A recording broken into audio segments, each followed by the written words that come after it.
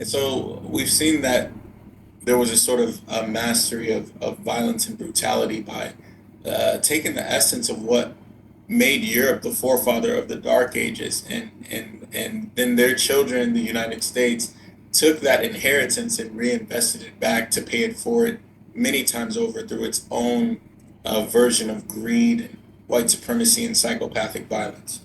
So we see the heights of that actualized in the quote unquote modern world. But I'd like to ask you to expound upon the factors from those components that actually kind of lead and lend itself to the colonized mindset. So we're not them, but we're of them. What would you say are the components from the past and in the present that lends itself to the colonized mindset of Muslims? I mean, there's no way to ignore the actual history of colonialism in the Muslim world. Generation upon generation of Muslims grew up in colonized societies. And as for Western Muslims, Muslims in the West, or the majority of those would be immigrants, or the children of immigrants, or the grandchildren of immigrants. So they grew up in colonizer society, whether it's in Europe or in the United States. They're in a weird position because they're in a colonizer society, but they're the children of colonized people, and they're immersed in the West, in that, you can say, globally dominant so-called culture. So Western Muslims, and again, I'm sort of working off of the assumption that when we talk about Western Muslims, we're talking about generally Arab, African, and Asian Muslims who immigrated to the West, even if they're first or second generation or whatever, because that is the majority of Muslims who are there. So they're coming from colonized cultures, living in the colonizer society now. So Western Muslims have a very strange combination. This is what I've noticed, and I wasn't really sensitive to it when I was living in the West, which isn't unusual. They have this strange combination of having that Western superiority complex combined with the inferiority complex of colonized Muslims or colonized people generally. And both of those complexes, at least I'm more sensitive to it now because I'm living in the Muslim world. I noticed that both of those complexes tend to get directed against the Muslim world from the West, from Muslims in the West. It gets directed against the Muslim world, and to some extent, astaghfirullah, against Islam itself, in that they have this is why you see very often you see them wanting to make Islam compatible with the West, and they want to sort of westernize Islam, and they, in my opinion, they tend to look down on the Muslim world and look down on Muslims in the Muslim world, and they accept the idea that Islam needs to change somehow or needs to reform somehow, or that there is it becomes very important to them to prove that Islam can be so-called modern. They want to prove that the criticisms by the West of Islam, which is they generally take one or another form of saying that Islam is not compatible with modernity, and they want to prove that it is compatible with modernity. So they've already accepted the framework, they've already accepted the terminology, they've already accepted all of the presumptive conceptual frameworks of the West, and then they apply it to Islam. So there's a problem that they end up looking at Islam almost the same way that what we would call Islamophobes look at Islam. And as I said, you can't divorce that from the history that brought it about. You can't when we're talking about people who are the children or grandchildren or what have you of Muslims who are coming from colonized countries. They're impacted by their parents' assumptions and their parents' desire to assimilate, or their own desire to assimilate if they're, if they're recent immigrants. one of the key strategies that the colonizers used when they came to the Muslim world, or into any part of the world that they went to, they understood that you couldn't colonize people, you couldn't dominate people, you couldn't subjugate people exclusively through violence, exclusively through physical or military power, and not even exclusively through economic power. You had to colonize their minds. You had to psychologically dominate them. And for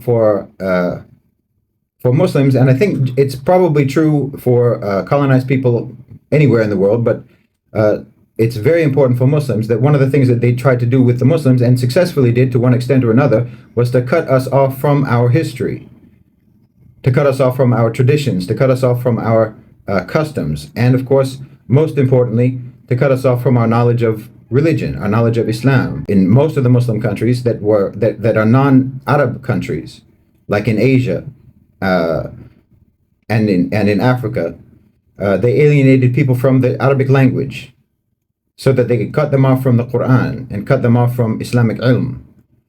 And of course, they had to do that because they wanted to remove that history and that knowledge and that understanding, because they wanted to replace it. And without erasing it from people's minds, there's no way that you could ever replace it because of the power of Islam and the truth of Islam. They needed to erase it in order to replace it, because it can't compete with it.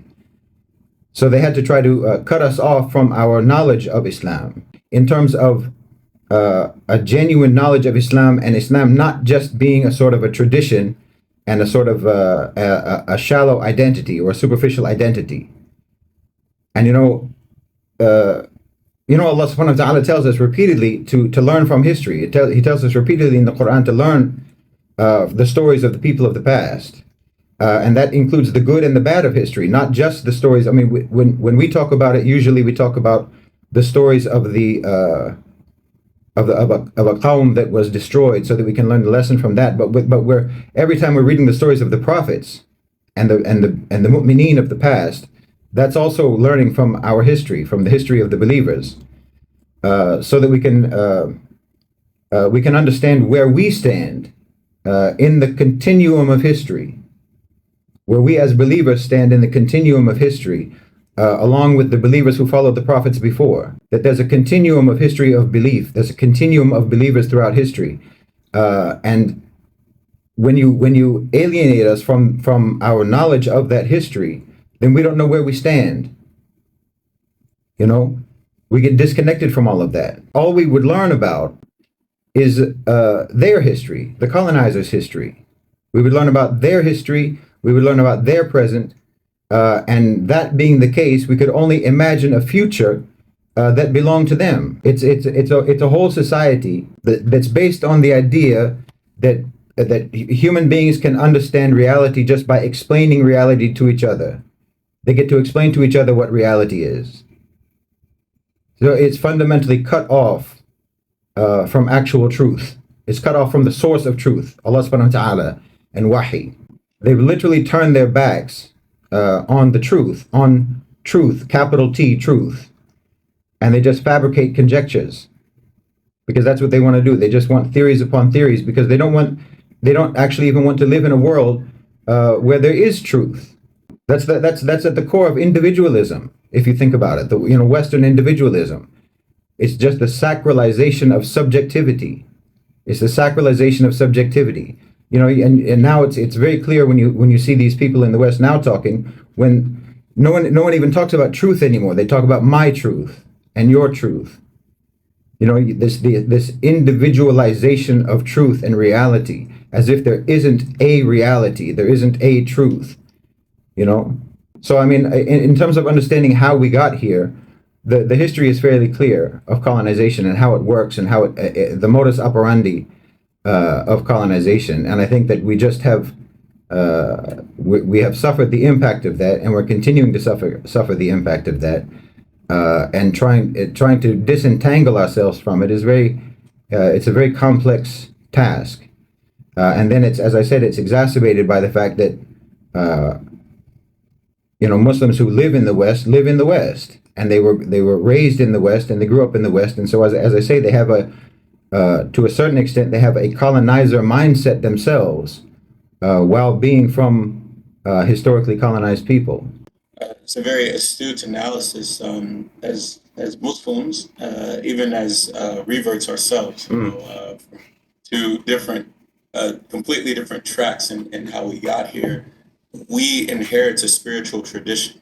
We inherit a spiritual tradition that transcends our ethnic origin, that transcends our nationality, and transcends, with reverting back to the fitrah and converting from a belief system of disbelief to capital T truth, like you had mentioned.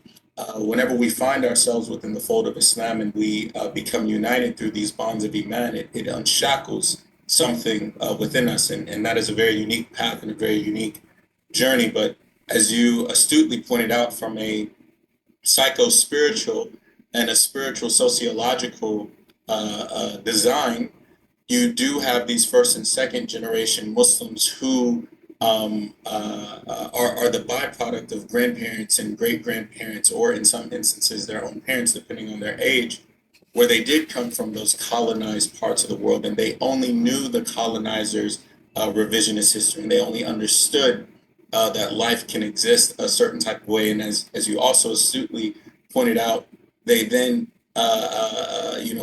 force that worldview of that sort of pagan mythologicalization of history onto their own Islamic tradition. So now they've severed the spiritual inheritance and replaced it with a material one, when the inheritance of the religion was always meant to transcend something so fragile. And as you said, Allah subhanahu wa ta'ala mentions throughout the Quran, like in Surah Al Imran, chapter 3, verse 137, قَدْ خَلَتْ مِنْ قَبْلِكُمْ سُنَنٌ.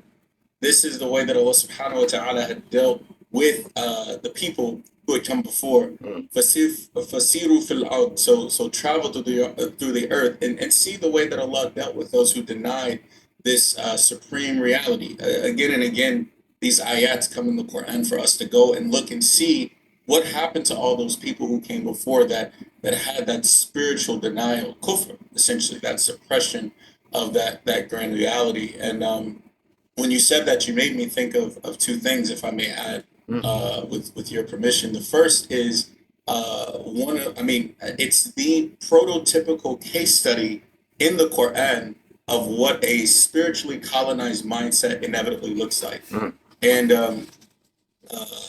being an African American in the United States who converted to Islam and whose family tradition comes from that of being mixed with Native Americans and African Americans, and seeing the generational trauma from both sides, I think often about the parallels Allah subhanahu wa ta'ala had essentially sealed in revelation for all time in the example of Bani Israel. 400 years they were enslaved. 400 years they were under the tyranny of Fir'aun. And of course, like, your video, you talk about coming out of the house of Fir'aun. Musa alayhi salam was able to break away from that through revelation, and sought to also bring that to his people through revelation, through Islam. And of course, Fir'aun pushed back against that. And of course, the Egyptians of that time pushed back against that. But one of the things that gets undersold in that story is that Bani Israel pushed back against that. That, in a lot of ways, the 40 years, the Mufassirin, the scholars of tafsir, and the scholars of history, say that it took Musa to give da'wah, to call Fir'aun to let them go. It was one side, that conversation with Fir'aun, but one side, that conversation with these people who for 400 years had only ever known this. And you can see the height in their only knowing that worldview in the story of Ahl al-Baqarah, the story of the people of the cow in Surah Al-Baqarah, chapter 2, verse 67. After they had been freed, they were tested with killing a cow. And a person who just reads this, I remember as a Muslim early on when I first converted, and that at this point it feels like a lifetime ago, but alhamdulillah, being able to memorize Quran and study the religion formally under very gracious and generous scholars, may Allah bless and preserve them all. I mean, you open the Quran like you open any other book early on, and you see the opening, Fatiha, and then you see Baqarah. And what is a cow? What is that? But it's a story that starts at the 67th chapter, and it's a very short story compared to the size of this mountain of a surah, right? And it's a story that really highlights that colonized mindset that Bani Israel had. It's a story that really highlights that whenever they were commanded by Allah, kill the cow, they pushed back against that. And when you're reading it, you're like, why don't they just kill the cow? Well, historically, cows were sacred in Egypt. And historically, the Egyptians, from their paganistic belief systems, they honored and they venerated cows and bulls. And so the children of Israel had inherited that perception that cows are sacred. So they didn't want to just do it. And that's why they were so much.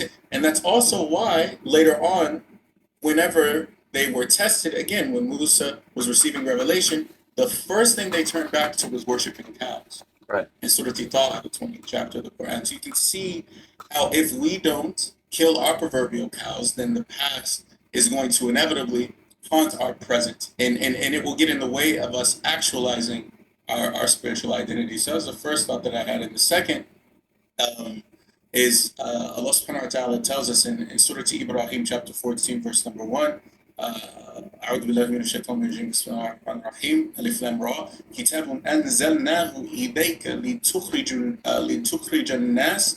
Allah subhanahu wa ta'ala had revealed this book, the Quran, in order to take people, humanity, من الظلمات إلى النور, from darkness into light, بإذن ربهم, but with their fashioner, cherisher, and sustainer's permission, إلى صراط العزيز الحميد, to the path of the unconquerable and mighty power and the absolutely praiseworthy. So from Islam's inception, with the advent of Islam in the Arabian Peninsula, 7th century CE, Islam literally came in the heart of historically what we call the Dark Ages. It was a light in the middle of darkness.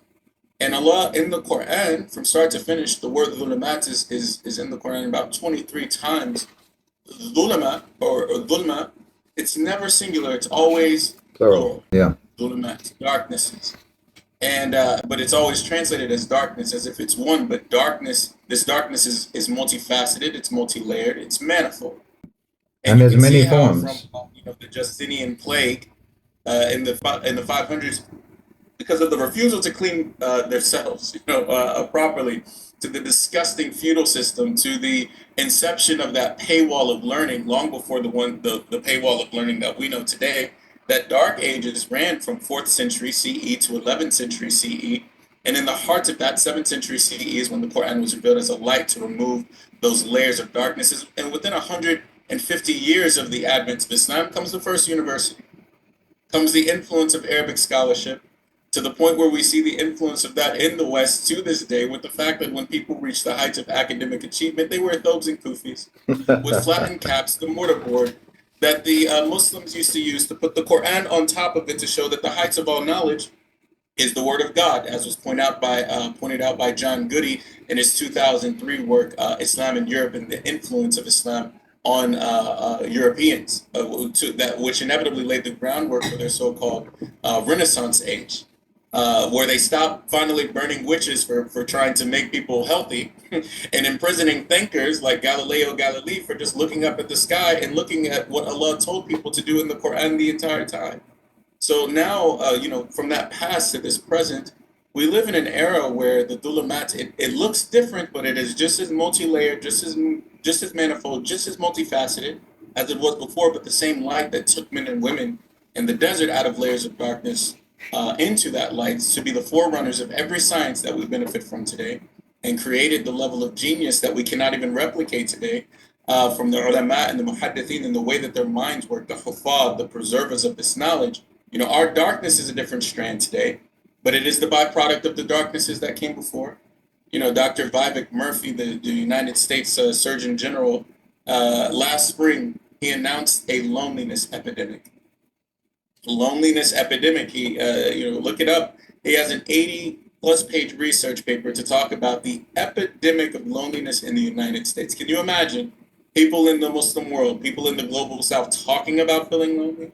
The way that in the United States it's reached a point where it's an epidemic. 50% of all Americans, as per his research, feel lonely in the social media age, with the high class operant conditioning ruining the self image and attention span of everyone who thinks that they are thinking, the rampant hypocrisy of the inherited eugenic ethics of the old white men who lived and died and fathered the bastard thoughts of deontology, ethical egoism, moral relativism, to Freudian psychoanalytic theory and Edward Bernays' propaganda machine. So that light of the Quran, that nur, it can still peel away those layers today, which actually leads me to my next question, Imam. And alhamdulillah, I can see our chat is also engaging as well. Bi'idhnillah ta'ala, we will have a moment, inshallah, where we will put it back in the hands of our attendees. But I just want to do a quick follow-up question, if you don't mind, inshallah.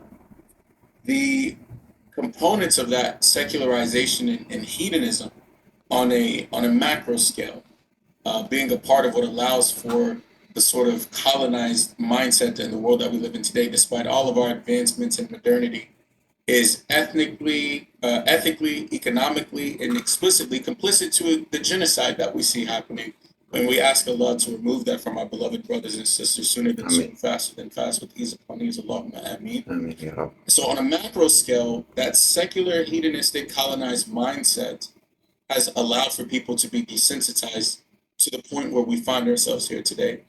But then on a micro scale, we can see that individuals are sedated, they're pacified, they're entitled, they're largely unlearned in society, and they're content with the whole of the law being do what thou wilt, or liber al legis, as Aleister Crowley mentioned in his teachings of the Ulema in his book of the law written in 1904, which was inherited by every movie industry, every music industry in the West, and they perpetuated it from 1904 to 2014, and YOLO, and you only live once, in this type of mindset that people are content with today. So we see a world that has celebrated the severing of the connection between the creation and the creator.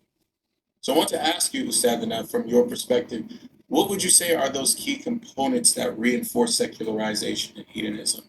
And what examples would you give for those macro societal elements and those micro individual elements that cause so many to kind of double down on rejecting spirituality, double down on rejecting the divine as an answer to the things that we see in our life and life's problems and in society's problems? Well, you don't actually find, as much as they want to talk about it, you don't actually find them rejecting spirituality.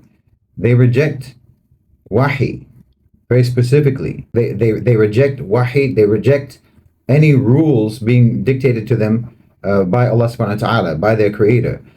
But you find that I can't remember what the stat was, but there's a very high percentage of atheists who are incredibly superstitious and who believe in things like the horoscopes and zodiac and ghosts and what have you, and aliens and everything.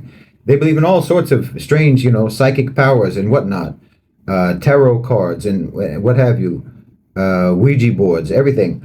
So they believe in all sorts of things in the ghaib.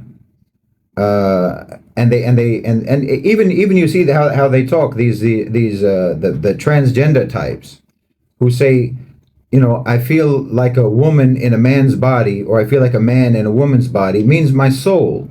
I feel that I have the soul of a woman. So now you're believing in souls.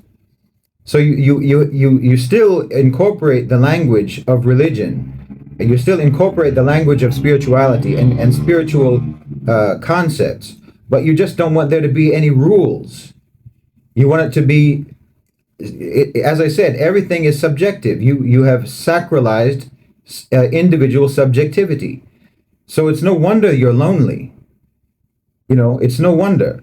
You've sacralized the individual, which is just doing nothing but making sure that you can never get along with anybody, that you can't even get along with each other, because and each person now, because there's the reality of the power dynamics of society.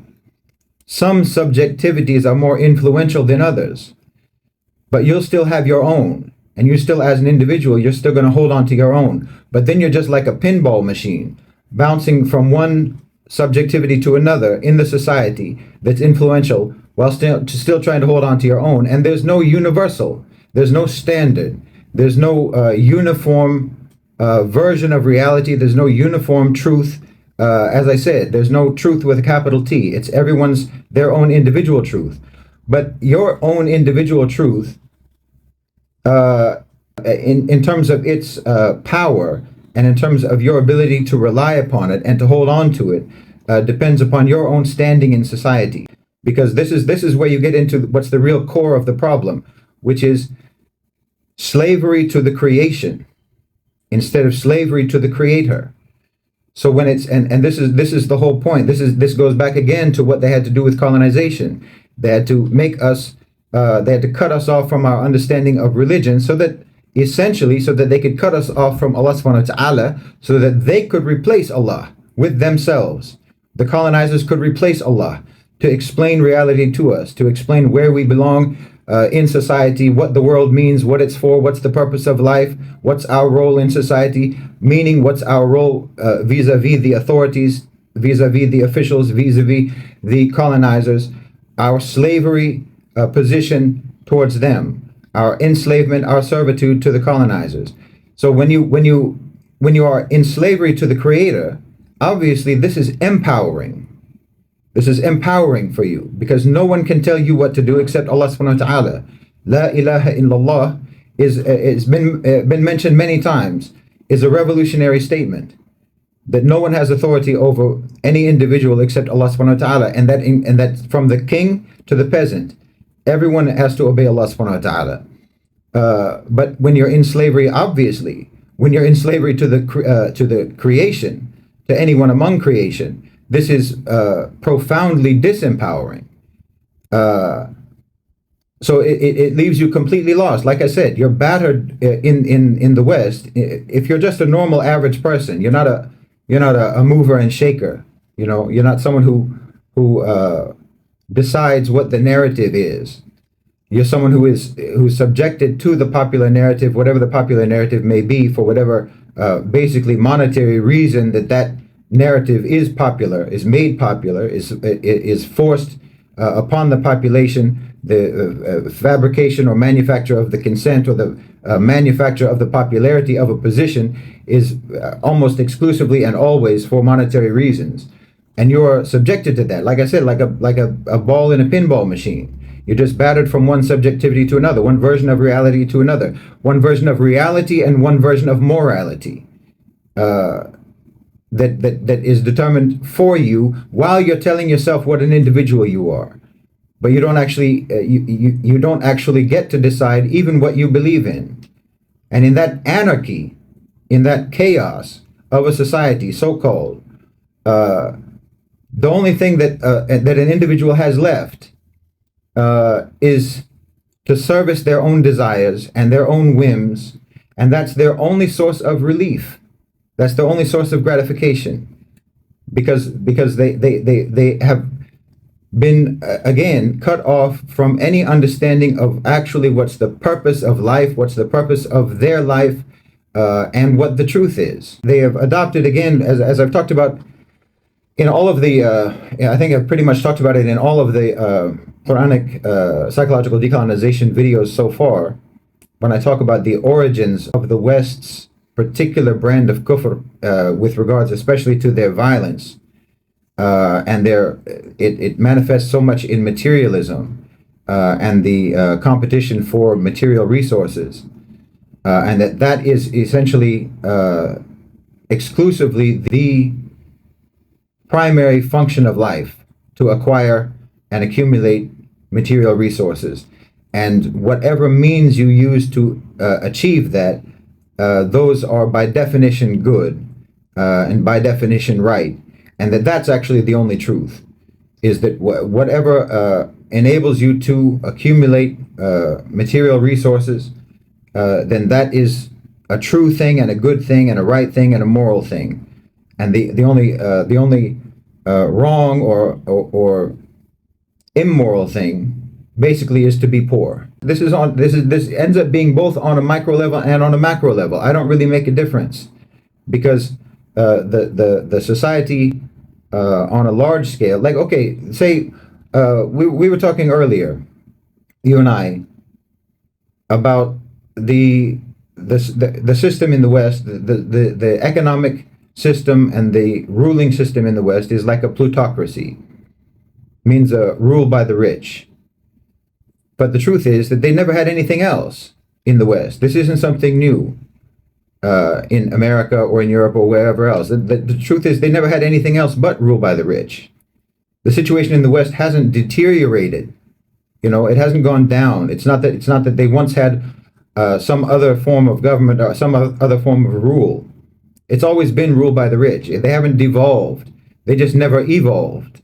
When you were talking about the Dark Ages, they point to that period as the Dark Ages so that they can pretend that they're not in it anymore. They designate a certain period in their history as being the Dark Ages so that they can imply that they're not in it anymore, that now they're in the, as they say, the enlightened period.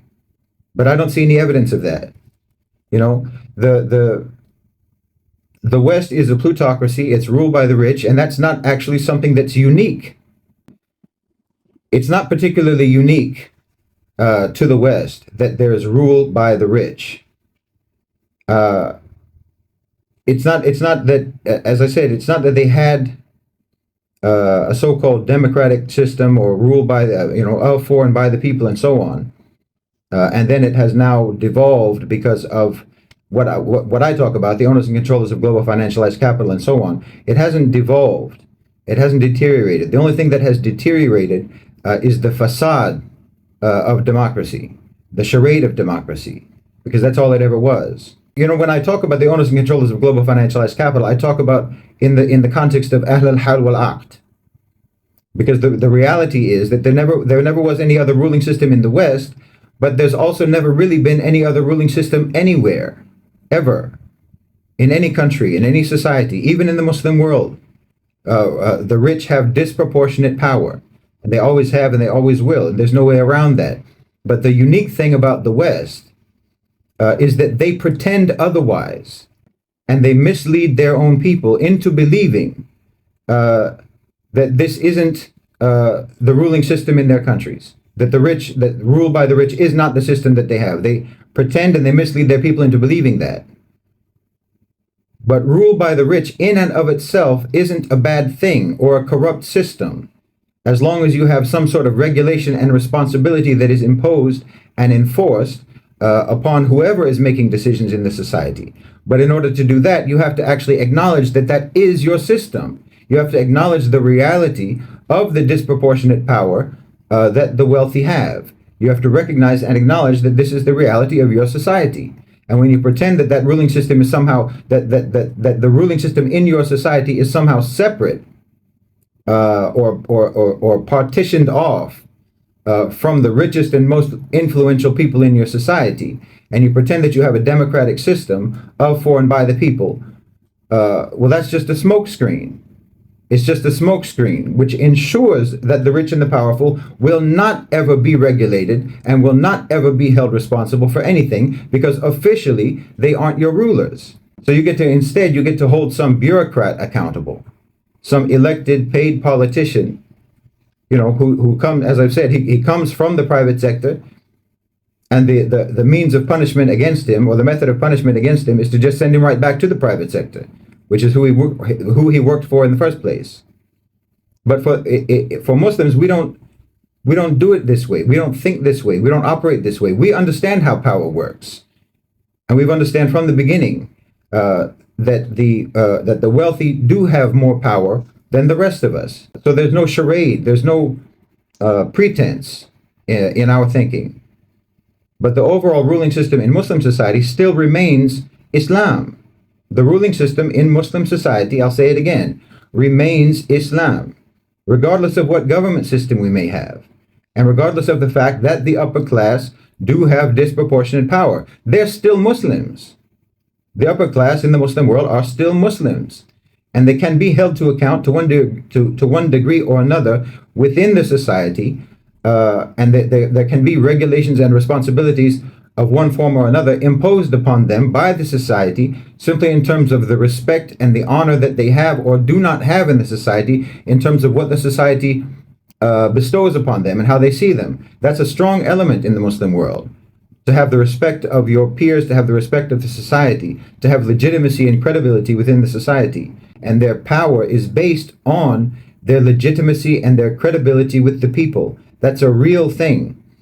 So in that way, it's even more democratic than the so-called democratic systems that they have in the West, because the actual credibility of the what you can call the elite in the Muslim world, whether it's people who have a title like Sultan or not, or Emir or so on, your credibility is bestowed upon you by the population, and it's based on your behavior. And it's based on your interactions with the community. It's based on your either service to the community or your otherwise positive interactions with the community, your displays of concern and care for the community, for example, giving charity, building schools, building masajid, building clinics, building hospitals, and so on. This is the basis of the legitimacy of the people who have power or who are elite I can't say all of the Muslim world, but across the Muslim world. And that's certainly more democratic. But there's no one who in the Muslim world pretends that these people aren't the movers and shakers in the society, and that actually it's these people that we vote for. But in the West, they've got this in their mind that there's this separation somehow of the most wealthy, the most elite, the richest and most powerful and influential people, that somehow they have nothing to do with policy. It's just the people that we vote for. It's this delusion that they have.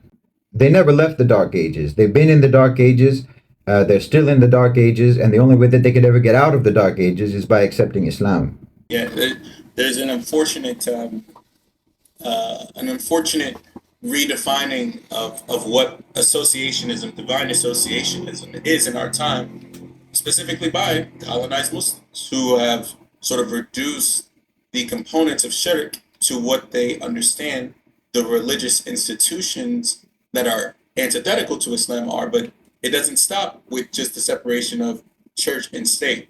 The shirk doesn't only exist in the church and not in the state.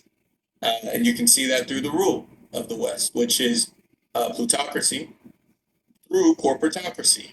You have these corporate powers, these entities, and it's been spoken about, and now I'm becoming even more well known. Vanguard and BlackRock and State Streets, and these massive power brokers, essentially the shakers and movers of the society, that then trickle down to everything that we own and utilize, that then inevitably dictates rule.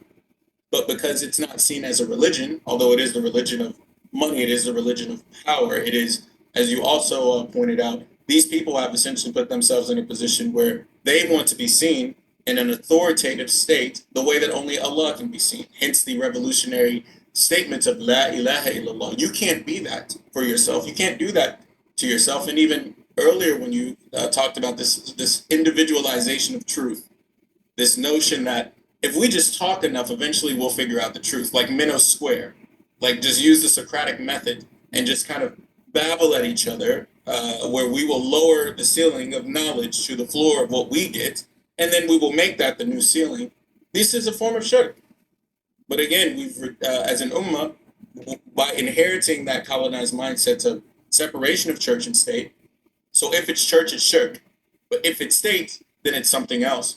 While when you compare that to, and again, it's not the entire Muslim world, but you will see in the Muslim world that while it does not look like democracy, our delusion of democracy, right, which it's plutocracy, it's not democracy, which is why our world looks the way that it does. In the United States, crime is everywhere.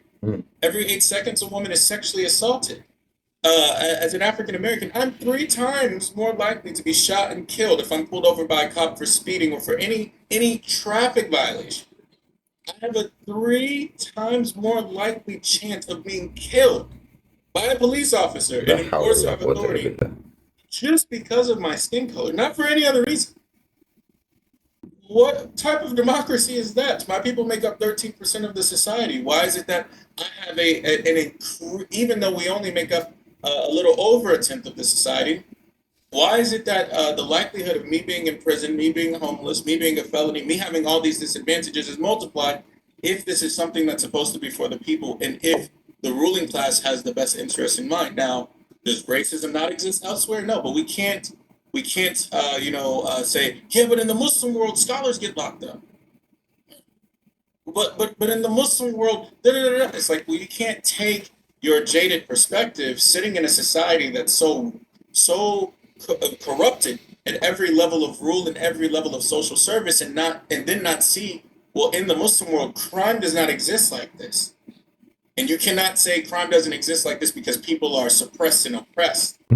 While in our society, crime is rampant, wouldn't you say that that is the ultimate form of suppression and oppression when you see crime everywhere, sexual assaults everywhere, confusion everywhere, depression everywhere? It's a testament to shirk as a dynamic component of darkness, from the manifesting to the channeling and the rocks and the influencers and the music and the movies as their sources of hidayah, of guidance, as their concept of protection, their concept of enlightenment. And while we find so many of these people to be miserable on the face of the planet, we live in an age where they've essentially worshipped themselves in lieu of worshiping Allah. And it was shared in our chat, the verse from Surah Furqan, and there's a very similar ayah in Surah Jathiyah, the 45th chapter, verse number 23. Have you seen the one who was taken for their ilah, their hawa? Have you seen the one who was taken as their God, their desires?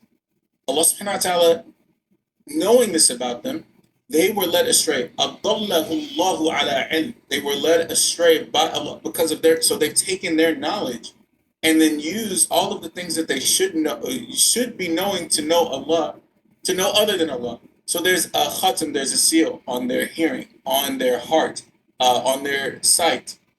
And if a person is in such a state, how can they find guidance? It's virtually impossible. You've put yourself in this spiritual negative feedback loop where everything that you know and do is just negatively reinforced by everything that you're knowing and doing while rejecting that greater truth.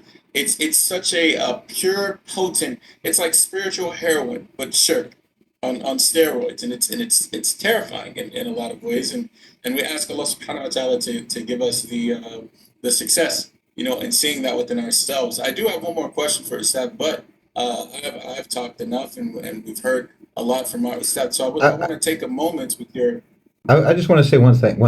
I'll try. Yes, I'll try to be relatively quick about it. Take your time.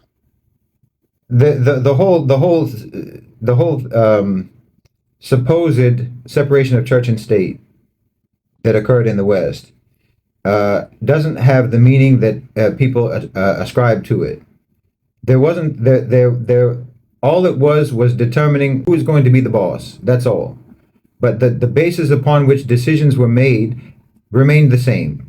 The decisions were made when it was the church that was in charge, and when it was the secularists who were in charge. The process by which, and the incentives for which, and the purpose for which decisions were made was exactly the same.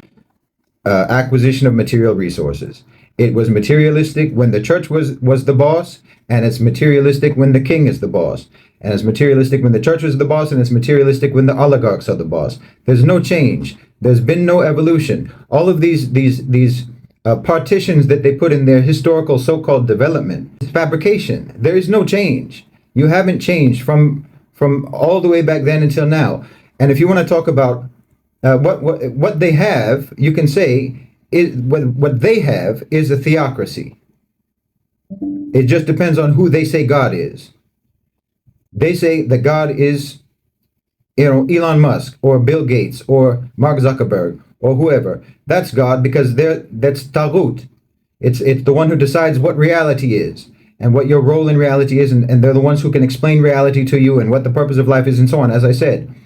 And that's exactly the same as when it doesn't matter to me if you're saying that it's a church father or it's a businessman. It doesn't make any difference to me. It's someone who's not telling me what God actually said, and who's taking for himself the place of God, who's taking for himself or herself the place of Allah subhanahu wa ta'ala, and telling me from his own mind or her own mind the way that they think that life is supposed to be, and what my role in what my role is in life, and what my purpose is in life, and that's just coming from their head, and it's for their own interest. And it was the same when it was the Pope, and it's the same when it's the king, and it's the same when it's the president, and it's the same when it's an oligarch.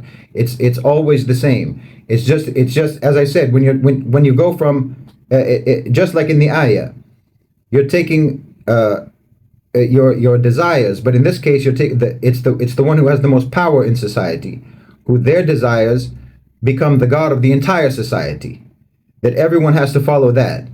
So you're actually having a theocratic system, because you're taking as the absolute truth, the absolute arbiter of truth, whoever happens to have the most power in your society. That's the basis for it, and it always was. It was the basis for it, as I said, when they called it the church, and now when they could say it's secular. There's no separation. It's just depending on who the boss is, but the actual process of ruling is exactly the same. This is very much a Quranic mindset. Yeah, absolutely. اذهب إلى فرعون إنه طغى. Surah Nazi'at, the 79th chapter. Go to Pharaoh. He's committed tagha. In Surah Taha, the 20th chapter, before Musa goes, verse number 44, when Allah commands Musa to speak to Fir'aun in a way that is layyin, in a way that is gentle, what was he accused of? Tagha, putting himself in a position to say, I've created your reality. And going back to Surah Nazi'at, it was Fir'aun who said to his people, I am your Lord the Most High. In Surah Qasas, in Surah Shu'ara, telling the magicians, I don't know that you have a God besides me. It's very much the same thing that exists in our world today. How is that any different than having, say, for example, Joe Biden say that a genocide is fine? You've decided. Which is what Fir'aun did. Yeah, you've decided that. He committed infanticide. Yeah, you're saying literally. except that. I mean, if you really get into it, it gets really very twisted, because they won't say genocide is fine. They'll say what's happening in Gaza isn't genocide. Genocide, of course, is wrong, but that's not what that is. That's not what it is when you kill 35,000, 40,000, 50,000 innocent people. That's not genocide. So now you're even coming up with different definitions arbitrarily based on your interests. You know? So even this is really an example of where you are deciding for the society what morality is and what truth is.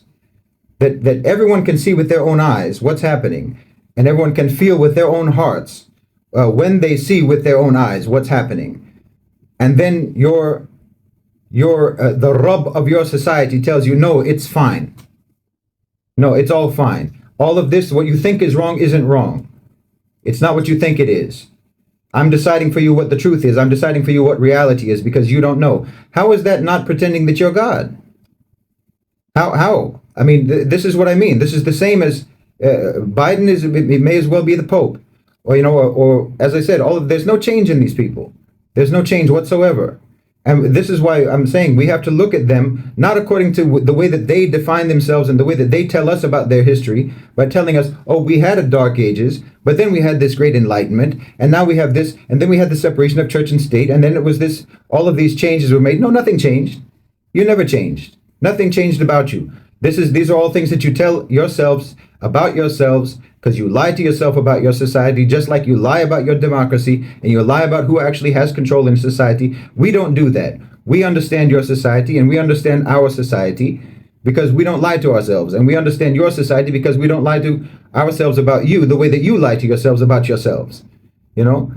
We have to actually look at their society with the eyes of Muslims, with the eyes of our history, and through the eyes of Quran, about the fact that you can tell yourselves all the things that you want to tell yourselves about how much you've changed and how much you've evolved, but I don't see it.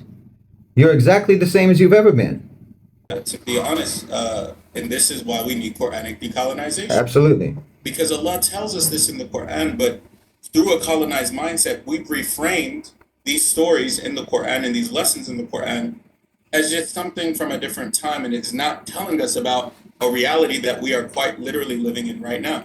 What you said is literally what Fir'aun, in terms of reframing, rebranding, restructuring, and telling you what you're seeing is not it. That's not the problem.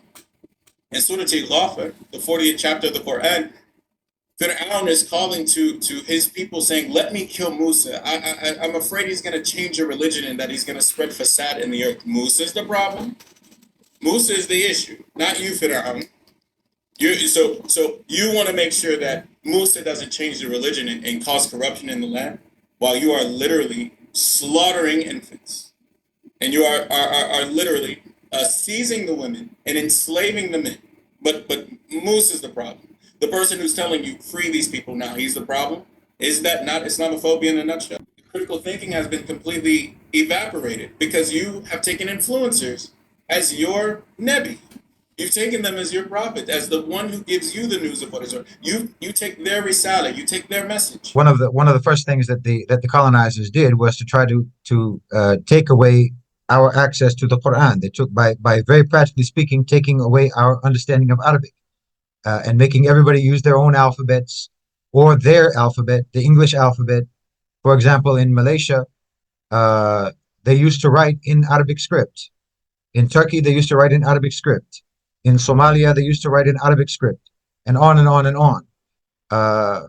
And they took that away. And now, like in Malaysia, they use English alphabet. In Somalia, English alphabet. In Turkey, English alphabet, and so on. So they took away the ability for people, and I've encountered, and I'm sure that you have as well, so many Muslims who are non-Arab, and even some Arabs, to be honest, astaghfirullah, who have never who read the Quran and don't understand it, who recite the Quran and have no idea what they're saying. They just recite the sounds. It just became sounds that they make with their voice, that they memorize the phonetics, and they have no idea what it's saying. And then even on top of that, they've also never even read a translation in their language of the Quran. So you have I think it's fair to say millions of Muslims in Asia and Africa who have no idea what the Quran says except whatever their sheikh says, whatever the mullah says, whatever the imam happens to say in the khutbah. Otherwise, they don't know what any of it says. I've met Muslims who don't even know what Al-Fatiha means when they recite it, and they recite it and they pray, but they don't know what it means. So you're cut off from the source of truth, the source of understanding of reality. And the reason that they did that, as I said, was so that they could replace that with themselves, so that they could be the ones to tell you what reality is. They could be the ones to explain the world to you and your role and the meaning of your life, and so on. They wanted to be the ones to tell you to do that. So obviously, the only solution to that, the only remedy to that, the only way to treat that is by going back to the source of truth. So that's in a nutshell. There's not another way to do it. There simply isn't another way to do it, except to go back to the Quran and the proper Islamic understanding of ourselves and our life and the world, and our understanding of them. Because one of the worst things is when they explain themselves to us in a way that is counter to the truth, so that then we misunderstand them, and, for example, the evil and the misguidance that they do. If we don't understand, if we're not understanding them and their ways and their society according to the Quran, according to Islam, according to Allah subhanahu wa ta'ala, and what He has told us by the Furqan, the criterion of right and wrong, the criterion of truth and falsehood, if we don't have that to go on, and we just have to take their word for it, then we'll think that their society is great and wonderful, and then we'll try to be like that. That's how that's how the whole problem began. That's the whole trap and the whole trick and the whole scheme of colonization. So there's not another way to resolve it. You can think about it as much as you want. You could read Frantz Fanon all you want. You could read any of these anti-colonialist, anti-imperialist scholars and thinkers and revolutionaries and so forth, and it's not going to help you. Wallahi, it's not going to help you. There's only one way that you can solve this, and that's to go back to the source of truth.